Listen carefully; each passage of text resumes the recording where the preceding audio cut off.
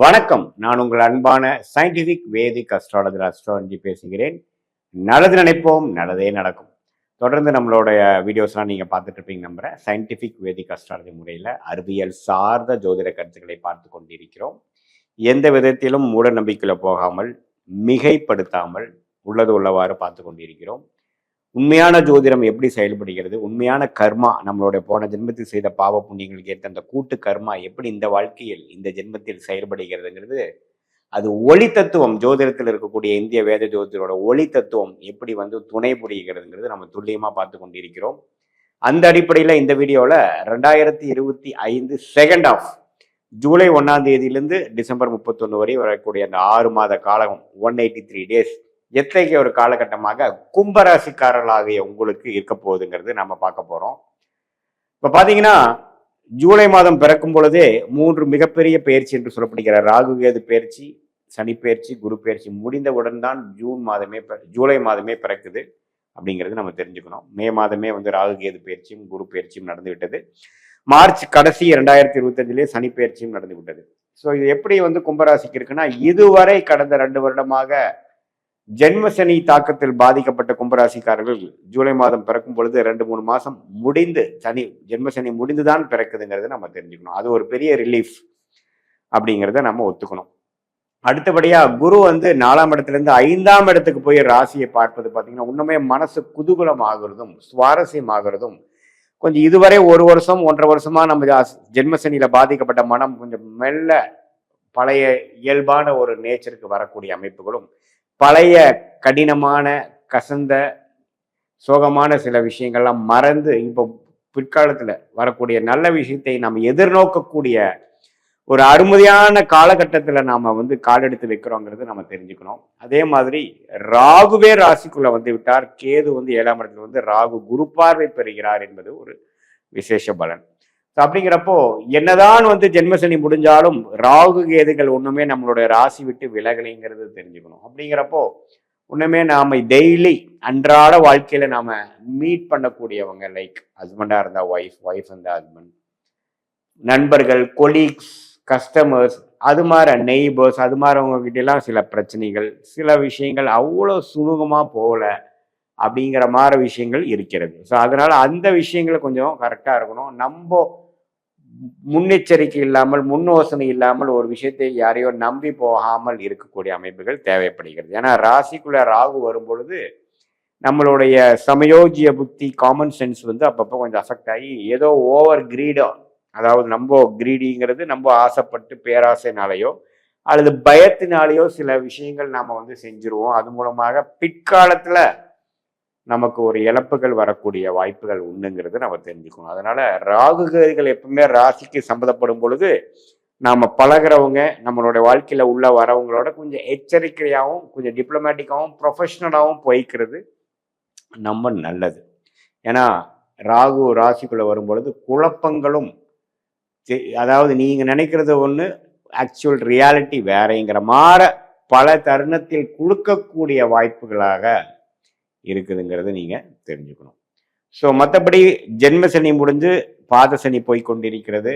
ஒண்ணுமே வாழ்க்கையில நீங்க ஒண்ணுமே அந்த பணம் பழைய மாற போட்ட பணத்தை திருப்பி எடுக்கிறது, கடன் பிரச்சனையிலிருந்து வெளியில வர்றது, இன்னுமே பணம் நிதி இன்னுமே ஸ்டெபிளைஸ் பண்றதுக்கு இன்னும் 2-3 வருடங்கள் ஆகுங்கிற நோக்கி நீங்க சில பயணங்கள் எடுக்கிறீங்கிறது நம்ம தெரிஞ்சுக்கலாம்.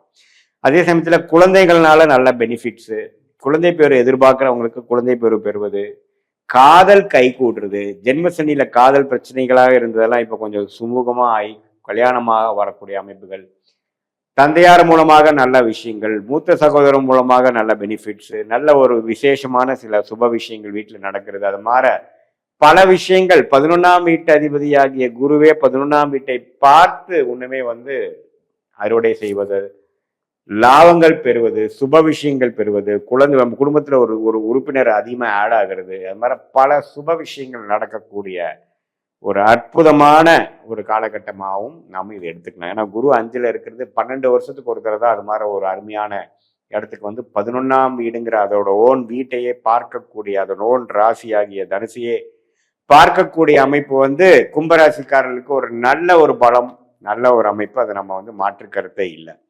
பட் என்னதான் இருந்தாலும் ராகு கேது ராசிக்குள்ள இருக்கும் பொழுது குரு பார்வை இருந்தாலும் சில குழப்பங்கள் வந்து நீங்கக்கூடிய அமைப்பு இருக்கிறதுனால கொஞ்சம் கிளாரிட்டியோட எல்லா விஷயம் செயல்படுங்கள். பங்குதாரர்கள், நண்பர்கள் அது மாதிரி விஷயத்துல எல்லாம் கொஞ்சம் தீர்க்கமா கரெக்டா விவேகமாக முடிவெடுக்க வேண்டும் என்பது உங்களுக்கு ஜோதிட ஆலோசனை. மற்றபடி பார்த்தீங்கன்னா மாணவ செல்வங்கள்லாம் கொஞ்சம் என்ன சிதறல்கள் வரக்கூடிய வாய்ப்புகள் இருக்கு. ஃபோக்கஸ் பண்ணி படிக்கிறதுக்கு கொஞ்சம் சிரமப்படுவாங்க. கஷ்டப்பட்டு படிக்கக்கூடிய அமைப்புகள் தேவைப்படுகிறது.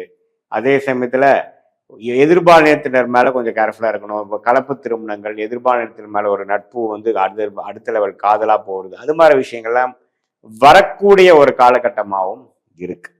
மற்றபடி பாருங்க, குழந்தைகள் பேரு, குடும்பத்துல ஒரு சுப விஷயம் நடக்கிறது, ஏதோ ஒரு இடம் வாங்குறது, வண்டி வாகனம் வாங்குறது, நம்மளுடைய கம்ஃபர்ட்டை இன்க்ரீஸ் பண்ணிக்கிறதுங்கிற மாதிரி ஒரு லாபமான சில விஷயங்கள், அனுகூலமான சில விஷயங்கள்லாம் நடந்து 2023, 24, 25 மே மாதம் வரைக்கும் ஜென்ம சனியில் பாதிக்கப்பட்ட கும்பராசிக்காரங்களுக்கு டோட்டலாகவே லைஃப் பரவாயில்லை. இப்போ அதெல்லாம் கடந்து வந்து ஒரு சில விஷயங்களை நோக்கி நம்ம போகக்கூடிய அமைப்புகள், புதிய ஆம்பிஷன், புதிய ஹோப் கொடுக்கக்கூடிய ஒரு காலகட்டமாக இந்த 183 நாட்கள் அமைகிறதுங்கிறது தான் ரொம்ப நல்ல விஷயம்.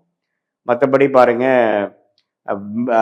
மூத்த முதியோர்கள், சீனியர் சிட்டிசன்ஸ்லாம் பார்த்தீங்கன்னா இதுவரை பாதித்த உடல் உபாதைகளாகி, ஆப்ரேஷன் ஆகி, திடீர்னு எலும்பு முறிவுகள் அது மாதிரிலாம் போனவங்களுக்குலாம் இப்போ கொஞ்சம் கொஞ்சமாக ரெக்கவர் ஆகி பழைய மாதிரி நான் ஒரு இயல்பான ஒரு வாழ்க்கைக்கு திரும்பி வருகிறேன் அப்படிங்கிற மாதிரி ஒரு அமைப்புகளை எல்லாம் கொடுக்கக்கூடிய ஒரு காலகட்டமாக இந்த கும்பராசிக்காரர்களுக்கு இந்த ஜூலை மாதம் முதல் டிசம்பர் மாதம் வரை வரக்கூடிய செகண்ட் ஹாஃப் வந்து நல்ல விதத்தில் இருக்குது. குரு பார்வை வந்து ராசி மேலே விழுகிறது, நல்ல விஷயங்கள். இதே மாதிரி எக்ஸ்போர்ட் இம்போர்ட் ரிலேட்டடாக பண்ணிட்டு இருக்கிறவங்க, கலைத்துறையில் இருக்கிறவங்க, வெளிநாட்டில் இருக்கிறவங்களுக்குலாம் ஒரு நல்ல சாதகமான ஒரு பலன்கள் கொடுக்கக்கூடிய அமைப்புகள் இருக்கு. இந்த நேரத்தில் நம்ம என்ன தெரிஞ்சுக்கணும்னா, இது ஒரு பொதுவான பலன்களை தவிர உங்களுடைய ஜென்ம ஜாதகத்தில் நீங்கள் எந்த தசை, எந்த புக்தி நடக்குது, நீங்கள் எந்த லக்னத்தில் பிறந்தீங்க, அந்த லக்னத்துக்கு நடக்கக்கூடிய தசாபுக்திகள் எப்படி இருக்கு, அது என்ன நட்சத்திரத்தில் தசை நடத்துது, அந்த தசநாதனும் புக்திநாதனும் இப்போ கோச்சாரத்தில் எது மாதிரி அமைப்புகள் இருக்கிறாங்கிறதெல்லாம் சேர்த்து வைத்து நம்ம பார்க்கும் பொழுது உண்மையே துல்லியமான பலன்கள் நம்ம எடுத்து அடுத்த வரக்கூடிய 6 மாதம், அதுக்கு அடுத்து வரக்கூடிய ஒரு வருடம்லாம் எத்தகைய ஒரு மாற்றங்கள் கொடுக்கக்கூடிய ஒரு காலகட்டமாக இருக்குதுங்கிறத நீங்க தெரிஞ்சுக்கலாம். ஸோ இதுதான் வந்து ஒரு பொதுவான ஒரு இந்த ஒரு கும்பராசிக்காரர்களுக்கு ஒரு வரக்கூடிய அமைப்புகளை தவிர உங்களுடைய ஜென்ம ஜாதகத்துல ஒரு அருமையான தசாபுக்திகள் போகும்பொழுது நான் சொன்ன சாதகமான பலன்கள் இன்னும் கொஞ்சம் தூக்கலாகவும், நான் சொன்ன அமைப்புகள்லாம் கொஞ்சம் ஏற்ற குறைவுக்கு வாய்ப்பு என்னன்னா, உங்களுடைய தசாபுக்திகள் கொஞ்சம் குறைவான சுமாரான தசைகள் நடக்கும் பொழுது சில சாதகமற்ற விஷயங்களும் நடக்கலாம்ங்கிறது தெரிஞ்சுக்கணும். இது பொதுவான விஷயங்கள் தான். உங்களோட ஜென்ம ஜாதகத்தை பார்த்து கோச்சாரத்தோட ஒப்பிட்டு பார்க்கும் பொழுது துல்லியமான பலன்கள் அடுத்த வரக்கூடிய 3 மாதம் 6 மாதங்கள் எப்படி இருக்குது, எது மாற வாழ்க்கை நமக்கு தசை திருப்ப போகிறது, எந்த நேரத்தில் எந்த முடிவுகளை எடுத்து நாம் சமய விரயங்கள், பண விரயங்களை தவிர்த்து வாழ்க்கையில வெற்றி பெற முடியுங்கிறத நீங்க தெரிஞ்சுக்கலாம். மீண்டும் மற்றொரு காணொளி சந்திப்போம். நன்றி, வணக்கம்.